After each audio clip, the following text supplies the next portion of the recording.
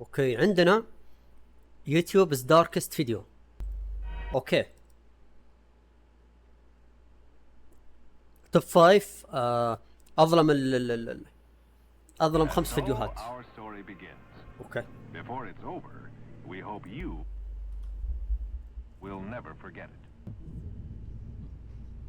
It starts with a chance encounter. Three hikers are backpacking their way through the densely wooded terrain of the Colorado Rockies when, through the heavy brush, one of them would notice something bizarre hanging from the trees. It almost looked like a bunch of thin black vines growing from the stems and overtaking this one particular branch, though clearly didn't seem to belong there. As the closer they got, the more the object appeared to be man-made, which was confirmed by the sight of a horrifying discovery lying directly beneath it. Dropped there in the middle of the woods was the remnants of a small aircraft, one that had been there for what seemed like years judging by the rust and decay. And it wasn't just the craft itself that was in an awful state of decomposition, but also the two bodies within it. It was a heartbreaking scene, and a confusing one as well, as when officers arrived, the cause of the wreck wasn't immediately clear, and the possibility of this crash going without explanation seemed very real, had it not been for those ribbon-like vines hanging overhead. معلقة فوق الرؤوس. In reality, those strange objects were actually في مشكلة في الترجمة.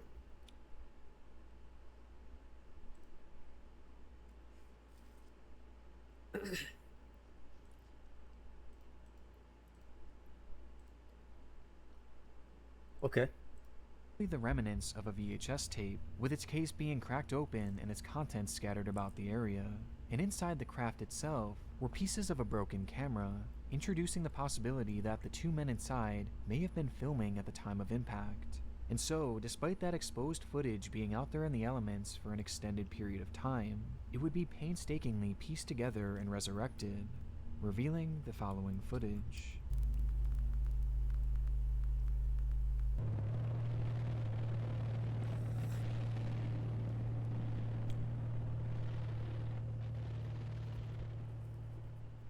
On board the airplane had been 36-year-old pilot James Cadell, who had been taking his friend Ronald Wilmond for a flight from Granby to Jeffco, two regional airports in central Colorado near the foothills of the Rocky Mountains, which explains the breathtaking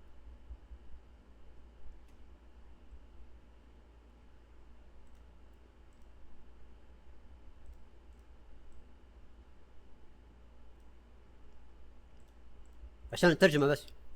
scenery that's so apparent throughout the footage. Throughout the 6-minute recording, we hear brief moments of monologue from James as Ronald sits behind him soaking in the view. Oh, look at that down there, Ronnie, on the left. Until this moment. The حتى moment اللحظة. that by many accounts from aviation experts forever sealed the fate of the plane and its two occupants. All around them were tall mountains, which, despite looking beautiful, were soon going to become obstacles for the pilot, as due to something known as density altitude, the small aircraft would not have been able to climb to a higher altitude with enough time to avoid them.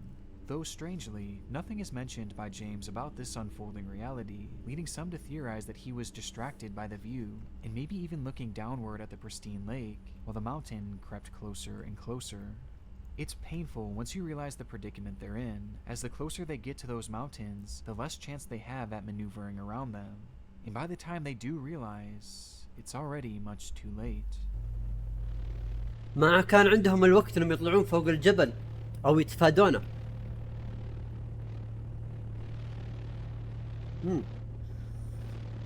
عشان كذا توفوا يعني. اوه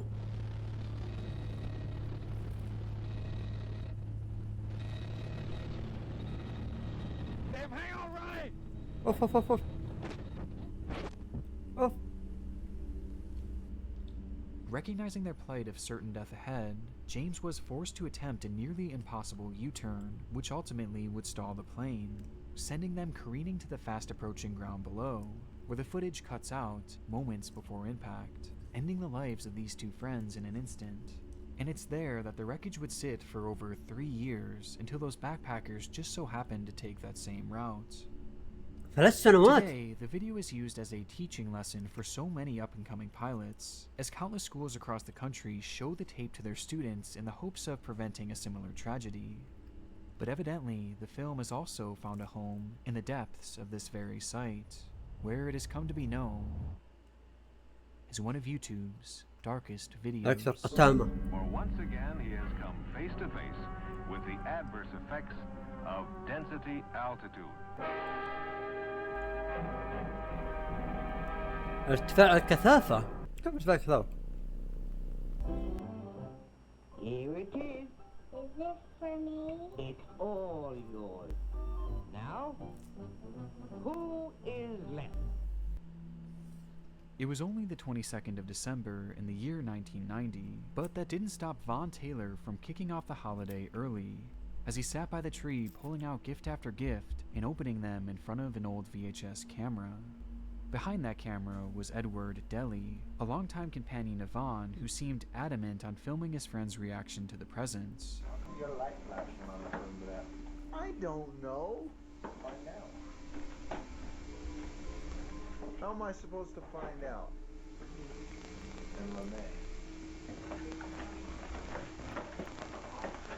الهدية.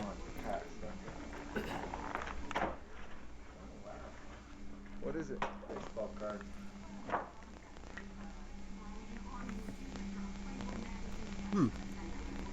بيسبول كارد ألبوم. Okay. The video is a bit awkward, as the two momentarily bicker about the camera recording, and Von hardly seems to acknowledge or show any sort of gratitude in response to the gifts he's receiving. But it's seemingly nothing too out of the ordinary, and is probably reminiscent of so many other home videos out there of friends and family members timidly opening up their presents, except for one overshadowing detail, with that being who these men actually are. Before this video was taken, both Von and Edward had served time in prison, Edward for arson and Taylor for aggravated burglary, and upon their release it was hoped that the two were now reformed and would be able to live more lawful lives, which could not have been further from the truth. Almost immediately upon being released, Von would call one of his friends to tell them that both he and Edward had plans to go into the mountains and, quote-unquote, shoot some people. And from there, they set off into the wilderness of Oakley, Utah. On their expedition, the two stumbled across various cabins where they would break in and either camp out for a while or just completely ransack the place. يعني طلعوا من السجن دقوا على خويهم قالوا اوه يلا خلينا نروح الجبال مو عشان التسلق ولا التزحلق ولا ايا كان لا يطلقون على الناس النار. As in most cases, the owners of these cabins were long gone for the winter due to the inclement weather of the area. Though this wasn't true for everyone, as during the same time, the Tita family, consisting of Father Rolf, his wife Kay, and their two children, Lene and Trish, along with their 76-year-old grandmother, Beth Potts, had been staying in their cabin to celebrate Christmas together. And so, on the morning of the 22nd, the family would go into nearby Salt Lake City to finish off the last of their Christmas shopping, leaving the cabin unattended at the exact same time that Von and Edward happened to be strolling through the area. Oh. Upon breaking in, صادف they وجودهم. quickly recognized that whoever was living there had only just momentarily stepped away and would be returning at the very latest by Christmas, as evidenced by the gifts sitting under the tree. And finding their first real opportunity to carry out their intended goal of murder, the two hunkered down and waited for the family to arrive back home. While hiding out, it's unknown what exactly the two had done to pass the time, except for a brief few minutes in which Edward would pick up the family's VHS camera and record Von as he tore into the family's gifts. The added context makes this video all the more disturbing, as Von was opening gifts belonging to the family that they were waiting to kill.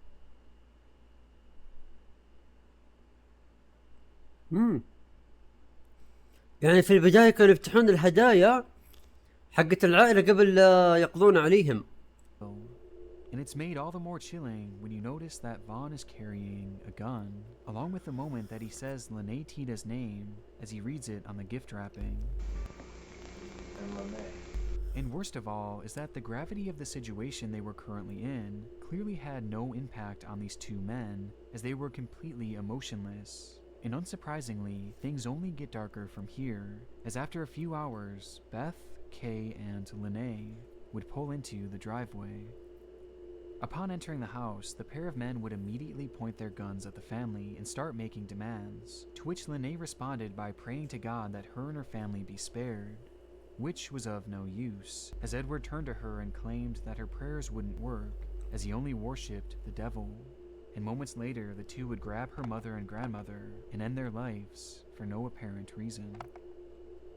This left only 20-year-old Lene, who tried desperately to convince the men to leave, knowing in the back of her mind that her father Rolf and sister Trish would be arriving soon. But it was to no avail, as her pleading was interrupted by the sound of another snowmobile pulling into the driveway.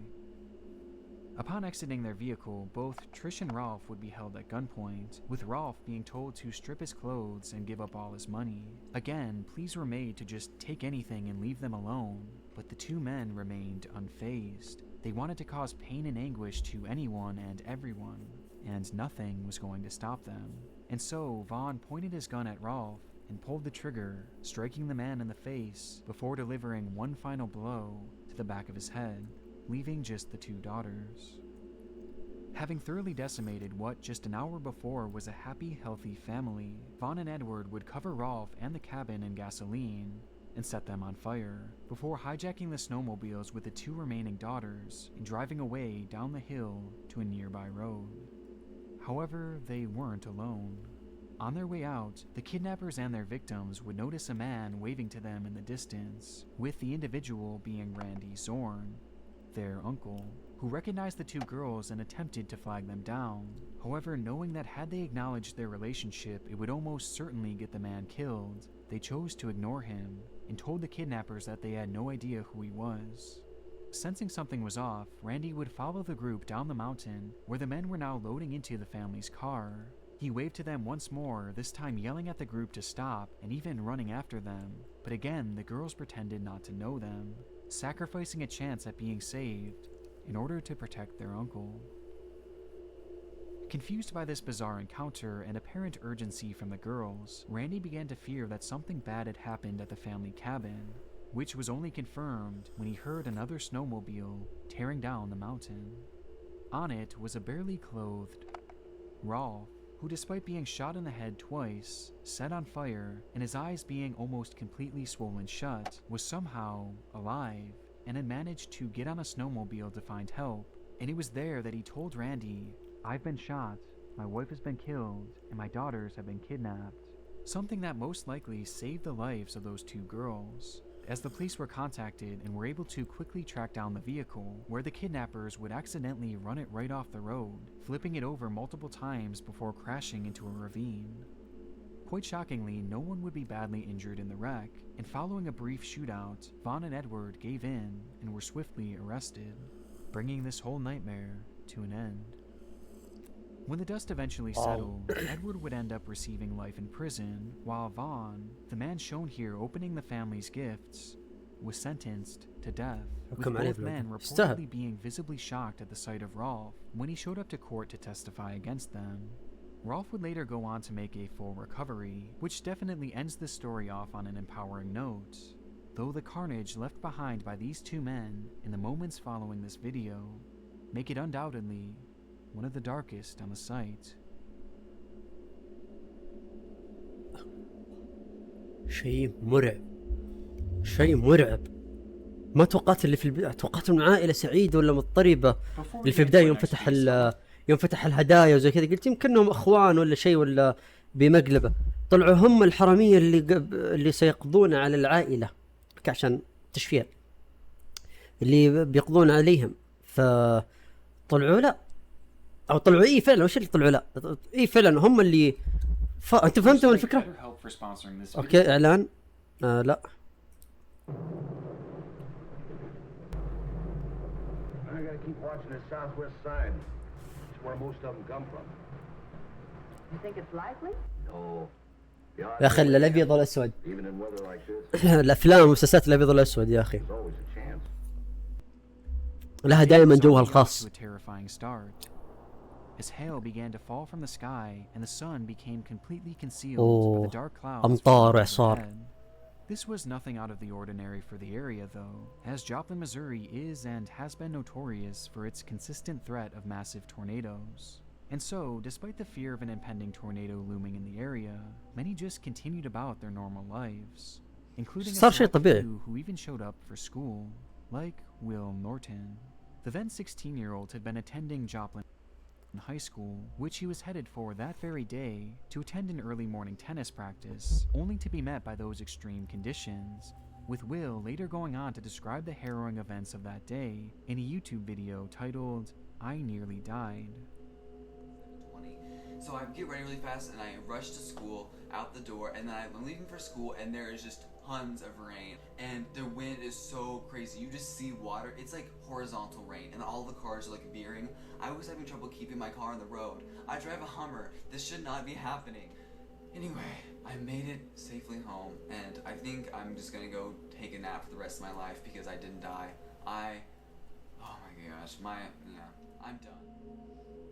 The هذا video هو was الحين. posted to his YouTube channel called WillTheBeast88883333, where he had found genuine success in the early days of YouTube, becoming a pioneer on what was then a brand new space, long before YouTubers were ever actually a thing. But throughout his كان entire سابقهم يعني channel, في this بداية القناة. upload was by far the most chilling, not just due to the brush with death he experienced that day, but because of the events that would unfold just 2 years following its بعدها. release. The date was May 2nd, 2011, but for students of Joplin High School, they simply referred to it as Graduation Day, the day in which Will and his classmates would walk the stage into the next chapter of their lives. It was an event that Will and his family watched excitedly from the crowd, before the moment was interrupted by the ringing of a tornado siren. These sirens lasted only around 30 seconds, leaving many unfazed as they were practically a daily routine in the area, given just how common severe weather was. And with no further alerts coming through their phones, aside from a standard warning letting them know that conditions were ripe for a tornado, things continued on as normal from there.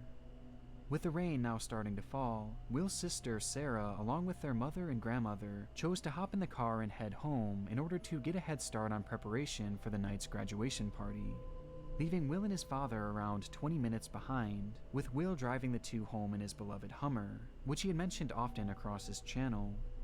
And with that, the family was split up into two cars, one that at this point was almost home, and another that was just beginning their route. Which is when things began to get more worrisome. Suddenly, the rain fell even harder, and the winds began blowing horizontally, to the point that trees were starting to bend over and eventually break due to the strain. Recognizing the worst وهذا إعصار أقوى من اللي قبل اللي كانوا متعودين عليه. who had just arrived at home to ask her to open the garage for them so they can pull right in and avoid having to get out in this worsening weather. A request that couldn't be completed, as right after their phone call, the power would suddenly shut off, rendering the door impossible to open.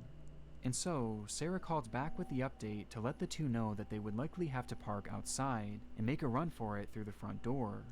Though by this point, the sound of wind was nearly deafening over the phone, and despite repeatedly asking, "Dad, where are you?" all she could hear was wind, until the sound was broken by her father yelling, "Will, pull over. There's the tornado. Pull over." أوه From إعصار. the KSN Storm Center, this is a severe weather alert. Good evening. We've got some information on this storm. Let's go ahead and go to the Freeman First Alert Doppler radar. Trained weather. كمية الحين هذا يعني معناته انه عندهم اعاصير في المناطق هذه. كار جكشن وجوبلين او جوبلين بوكسر سبرينجز. شوف كلها احمر. منطقة عواصف واعاصير حرفيا. Weather spotters in Galena are reporting now sightings of funnel clouds going off in Joplin. Those are definitely power flashes that we are seeing on the ground. Have a tornado on the ground? This is a tornado. Yeah, this is a very dangerous situation. Ooh. We cannot stress this enough. If you are in Joplin, please take cover. No, it is certainly going off. Caitlin, I'm just looking out the door right now. Please do not go outside.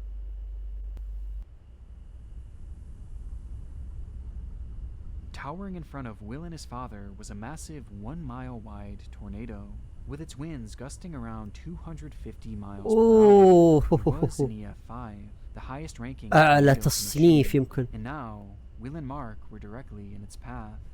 Suddenly, all Sarah could hear over the phone was the sound of crashing and destruction before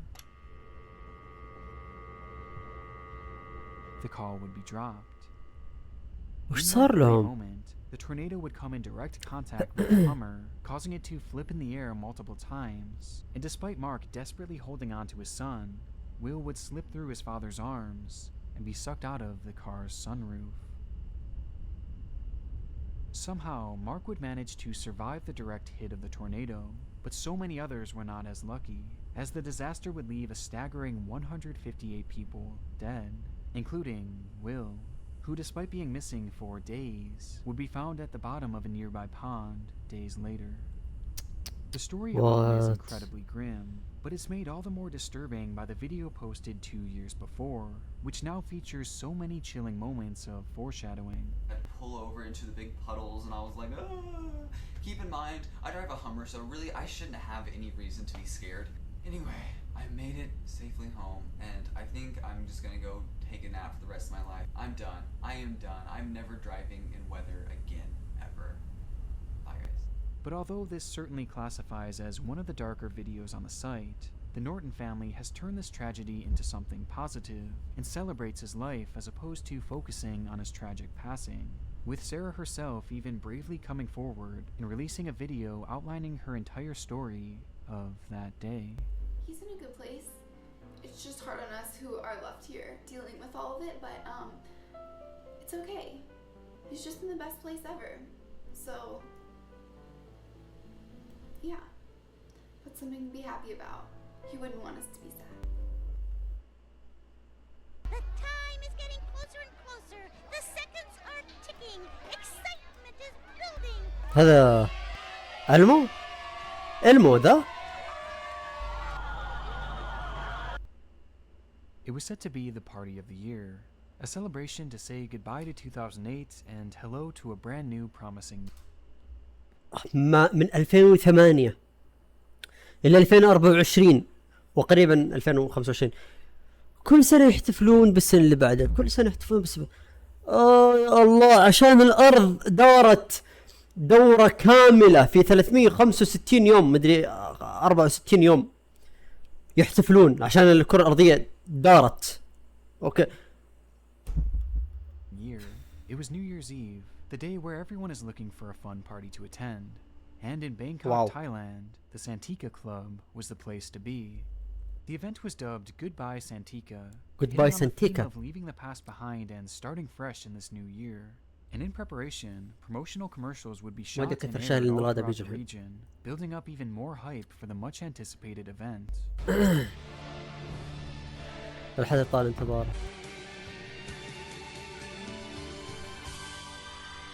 Goodbye, Santika. The end.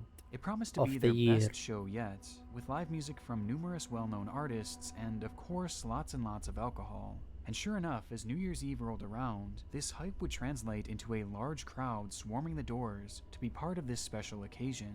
And as the clock ticked closer and closer to midnight, the crowd only continued to grow, with it being estimated that as many as 1,000 people were in attendance. 1000 شخص. At this point, very few videos exist from this night, though in the time since, 3 key clips have come forward that piece together the events which transpired. Okay, 3 فيديوهات. اللي حصلنا 3 فيديوهات. 4:44 p.m. with 11:40 minutes away.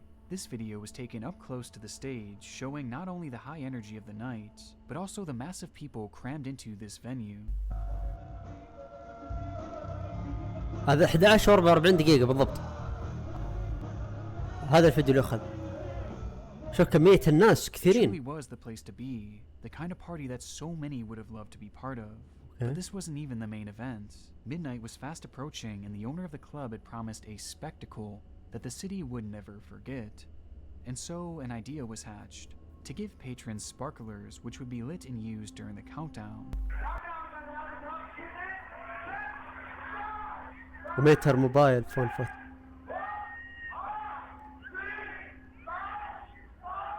طراطيع.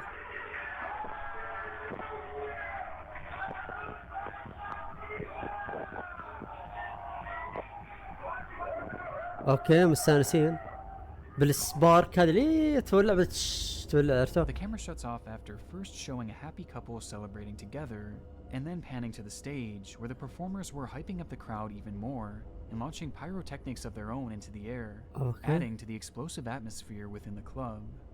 And finally, we have our third and final video, this one having taken place just a few minutes following the cell phone footage. Only this time, the cameraman was outside of the venue. المصور كان خارج المكان. سيارة إسعاف احترق؟ لا تقول لي احترقوا.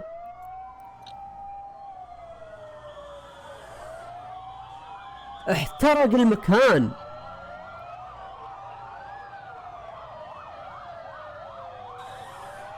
كلهم وي واقفين مكانهم. 4 سيارات شرطة كذا، 4 وراها 4 واقفين ومشغلين السيفتي، والبيت ذاك يحترق كذا. ناس يناظرون وي اوكي يناظرون، بس يناظرون. ما في اي شيء، ما حد يدخل، ما حد يروح يدور، ما حد يقول جيبوا ولا كذا. يعني شوف كمية السيارات، شوف كمية السيارات، شوفوا هذول كلهم. وتشوفون في واحد على اليسار كان مواقف، اللي هنا واقفين. No one really knows how it started. Perhaps it was the fireworks launched indoors as part of the performance. Or maybe it was the countless sparklers handed out to a sea of drunken people. Or potentially it was a combination of both. But regardless, somehow a blaze had erupted, quickly spreading to the club's ceiling, where the crowd would actually cheer it on, mistakenly believing that it was part of the event, as at that same exact time, a band just so happened to be performing by the name of Burn. By this point, the performers knew immediately that the fire was unplanned and that an emergency was brewing, and so they slipped off the stage and out the back exit, with no guidance being given to the 1,000+ people in the venue, none of whom had realized the danger they were truly in, until... يعني اليوم يعني الموسيقيين الحين المغنين عرفوا ان النار ما كانت مخطط لها، فعلى طول خرجوا من باب الطوارئ وتركوا ذول اللي قدامهم. Pitch black and silent, save for the crackling of the spreading fire. دجاج يخلص، دقيقة ويت دقيقة.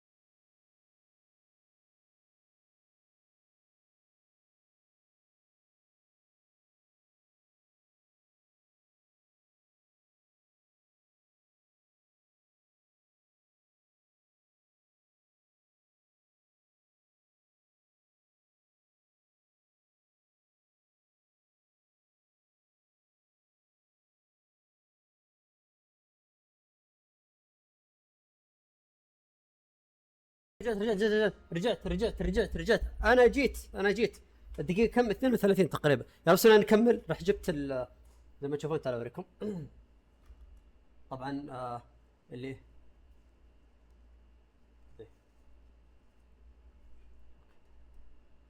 دجاج وزي كذا. طبعا يشبه الين ايسولوشن ذاك اللي ما ادري وش اسمه الصدق، بس يعني يقولون دجاج. اوكي ما هو ذاك المخلوق اللي في الين ايسولوشن. اوكي ما عليك.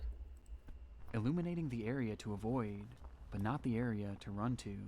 And suddenly, panic-driven chaos ensued. There were multiple exits, but just too many people, too much darkness, too much smoke. And in the matter of just a few minutes, the fire had consumed every inch of safety within that building.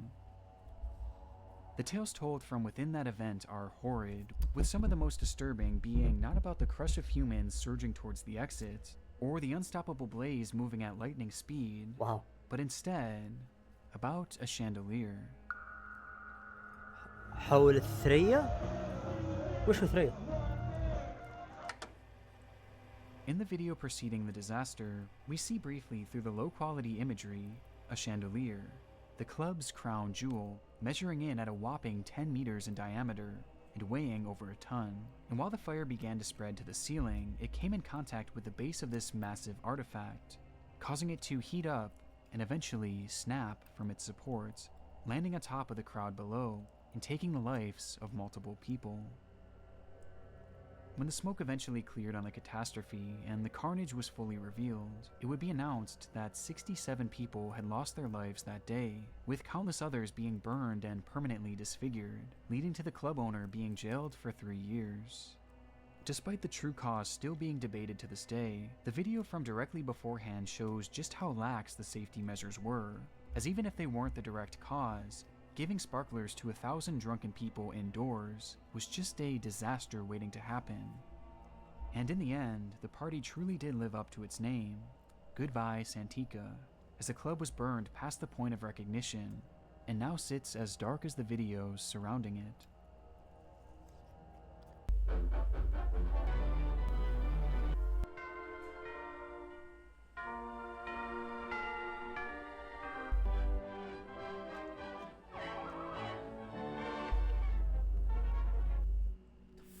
Our final video is probably one of the most unusual cases that I've come across in quite some time, with that being the story of Akmal Sheikh. Born in Pakistan in 1956, Sheikh had spent the majority of his life unnoticed, spending his days mainly outside of the gaze of the public eye, though that didn't mean his life was uneventful by any means. Over the years, Sheikh would move from country to country starting numerous new businesses, like in the 80s when he moved to the US to become a real estate agent, and then in the 90s when he moved to London to start a minicab business. With the only problem being that none of these ventures ever really stuck, causing him to live in a state of poverty, even at one point going bankrupt following the decline of his cab business. And his failures didn't stop there, as in 2003, Sheikh would be accused of sexual harassment and unfair dismissal of a 24-year-old employee, resulting in his wife taking his kids and filing for a divorce, which would be far from his last legal struggle. In 2005, Sheikh was placed under official investigation following the London bombings, as he was caught sending a text to his friends stating, "Now everyone will understand who Muslims are and what jihad is," while at the same time being accused of ما يمثلنا. ابن الكلب هذا اللي يقول المسلمين هم اللي يفجرون هذا جهاد ما يمثلنا. هذا ابن كلب، هذا ابن حرام، هذا كلمات كثير ما ودي اقولها عشان ما تخرب سمعتي طبعا. اوكي بس هذا ما يمثل احد. اوكي باكستاني ولا يمثل باكستانيين نفسهم. ونعم في الباكستانيين. Though he would be arrested just months later for driving under the influence. As you can see, Sheikh's life was a roller coaster, and at this point he was on his largest drop yet, disgraced and living off of handouts and eating out of soup kitchens nearly every night, until the year 2007, when his life would change forever. During a public demonstration that year, Sheikh would be introduced to a man named Gareth Saunders, a musician who had ties all throughout the music industry, including with numerous recording studios in the area. And it was during this chance meeting that Sheikh's life purpose would be discovered. At some point prior, Sheikh, a man with no musical experience whatsoever, had written a song called Come Little Rabbit, which he believed would propel him to worldwide stardom. But it went even deeper than that, as Sheikh was so sure that not only would the song break records and become a global phenomenon, but also that it would bring the world together and usher in a new era of peace on Earth. In a sense, he believed that this song could truly save the world. And with this in mind, he began to beg his new acquaintance to help him record the song in a studio, a request that Gareth eventually seemed to accept, as that very same year, Come Little Rabbit would be recorded and released to the public.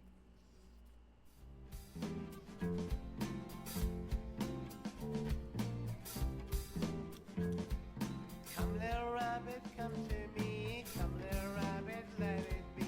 Come little rabbit, come and pray. La ilaha illallah. La ilaha illallah. Illallah, illallah. La ilaha illallah.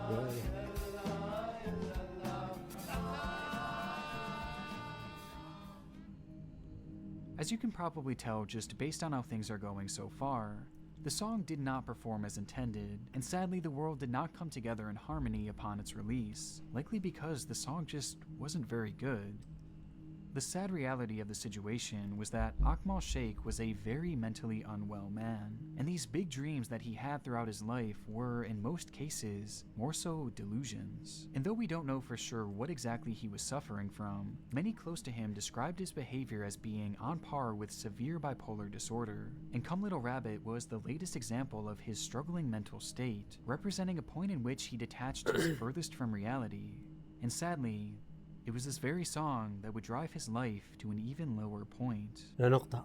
As the world continued on with its usual chaos after the release of Come Little Rabbit, Sheikh still believed that it could provide peace on Earth, becoming convinced that the only reason it رجال واحد يبغى يحقق السلام للعالم بأغنية لا إله إلا الله ويقول هذا ما يعني وش قاعد يقول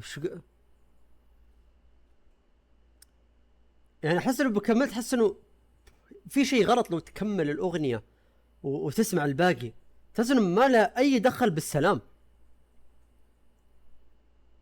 hadn't worked already was that no one knew who he was, but this was all going to change after he received an opportunity that would shift the course of his life.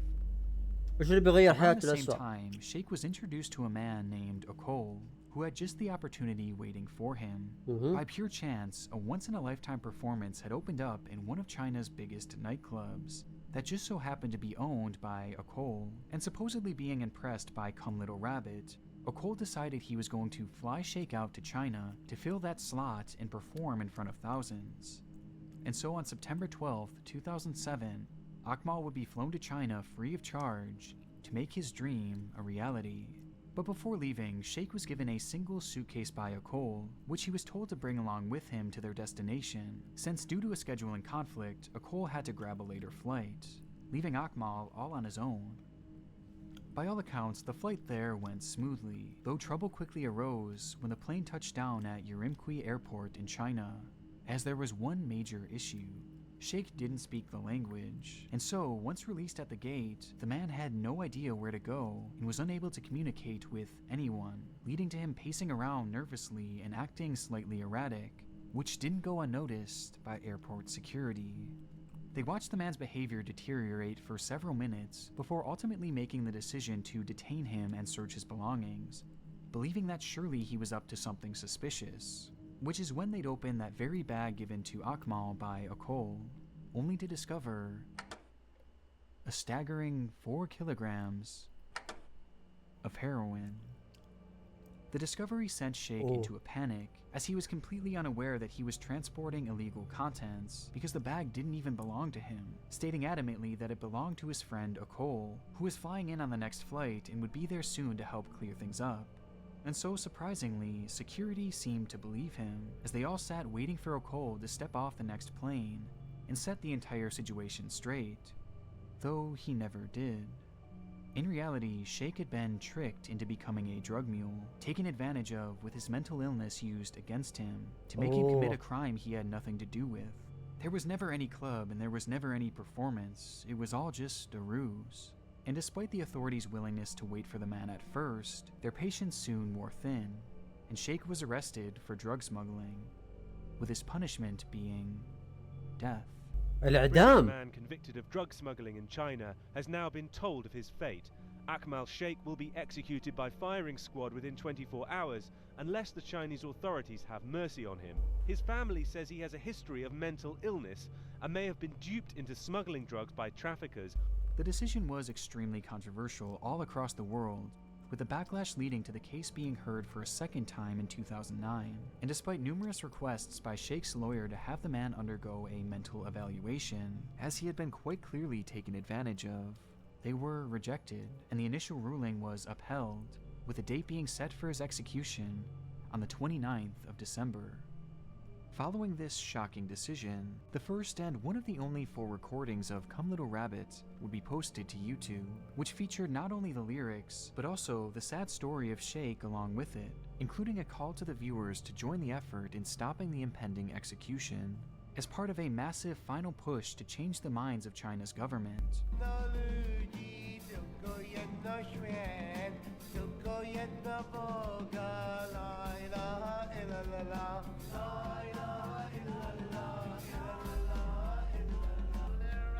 Come to me, come little rabbit, let it be. Come little rabbit, let us pray. La ilaha illallah. But it was no use, and on the morning of December 29th, Akmal Sheikh would receive a lethal injection, with China supposedly walking back their plans to execute him via firing squad, though either way the man was dead, and his body would never be returned. Today, the video of Akmal's song and the pleas to save his life remain as a forgotten relic here on YouTube, encapsulating the story of a man whose desire to bring the world together in song was cruelly taken advantage of. And though it was peace that he was so desperately seeking, the song would only lead to his ultimate demise. Come little rabbit, come to me. Come little rabbit, let it be. Come little rabbit, come and pray. La ilaha illallah. La ilaha illallah. Illallah, illallah.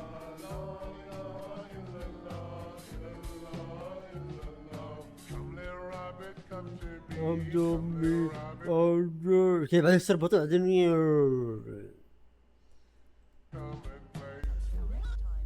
فيديو سوداوي الصدق، فيديو سوداوي وغريب نوعا ما، غريب للأسف يعني.